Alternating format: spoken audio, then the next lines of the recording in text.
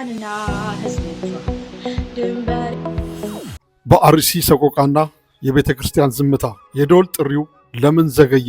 በአርሲ በንጹሃን ኦርቶዶክሳውያን ላይ የተፈጸመው ዘግናኝ ግፍ ለመላው ኢትዮጵያውያን ትልቅ ሐዘንና ቁጭት ጥሏል።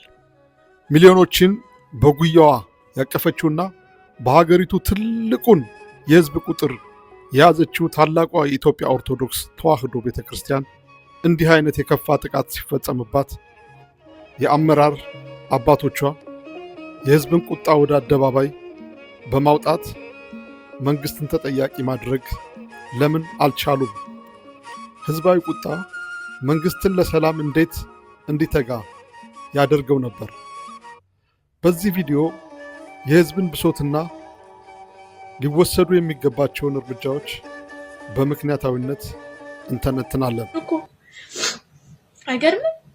ያ እኔ እናንተ አብረን የዘመርንበት አውደ ምሕረት ትዛለክ ያ እኔ ከስደት ደክሞኝ ወደ ሀገሬ ስመለስ አንተ ደግሞ ከበረሃ ግዴታህን ጨርሰህ ስትመጣ ዘምራለን የተባባልንበት ቤተ ክርስቲያን እኮ ተቃጠለ።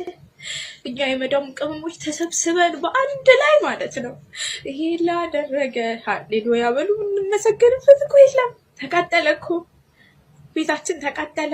ያቺ ስለ ሚካኤል ብላ ዳቦ ቆርሳ ውሃ ቅርታ የምትሰጥ የሚካኤል የምትዘግረው ጎረቤት እሷ ሞታለች።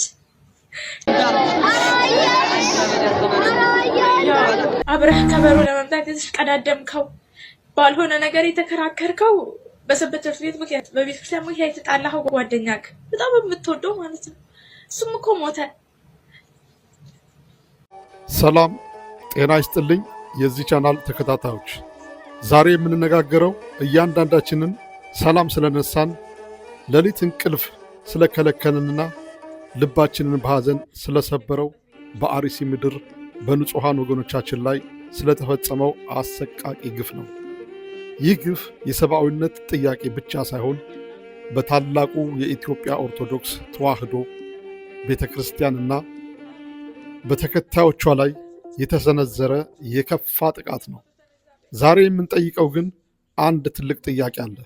ይህንን ያህል ግፍ እየተፈጸመ በሚሊዮኖች የሚቆጠር ተከታይ ያላት ቤተ ክርስቲያናችን አባቶች ለምን አደባባይ አልወጡም? ደወል ተደውሎ ሕዝቡ ቁጣውን ለምን አልገለጸም?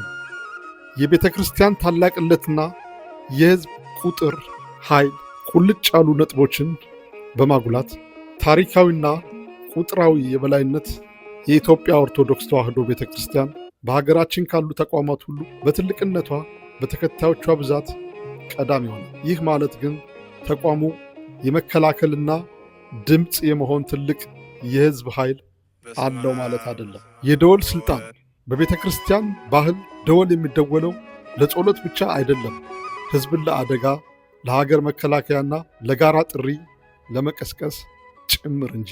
ታዲያ ይህ ታላቅ ሕዝባዊ ኃይል እያለ በየደብሩ ያሉት ደውሎች ተደውለው ሕዝብን ወደ አደባባይ እንዲወጣ ለምን ጥሪ አልተደረገም?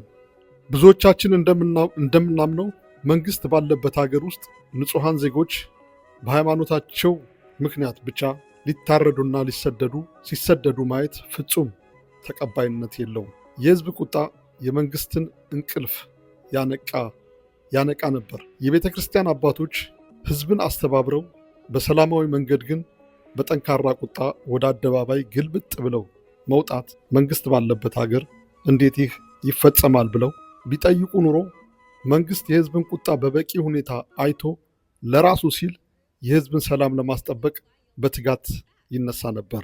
ሕዝባዊ ግፍት ባለበት ቦታ ሁሉ መንግስታት ኃላፊነታቸውን ለመወጣት ይገደዳሉ። ይህ ባለመሆኑ ግን ጥቃቶቹ እየቀጠሉ ይገኛል። የአባቶች ዝምታና የወደፊት ስጋት የአመራር አባቶች እስካሁን ይህንን ያህል ጠንካራና ሕዝብን ያሳተፈ የአደባባይ ቁጣ አለማሳየታቸው በምዕመኑ ላይ የተስፋ መቁረጥና የደህንነት ስጋት እየፈጠረ ነው። ዝምታው መንግስትም ሆነ ጥቃት አድራሾቹ ሁኔታውን በቀላሉ እንዲያዩት እድል የሰጠ ይመስላል። የንጹሐን ደም ዝም ተብሎ ሊታለፍ አይገባም።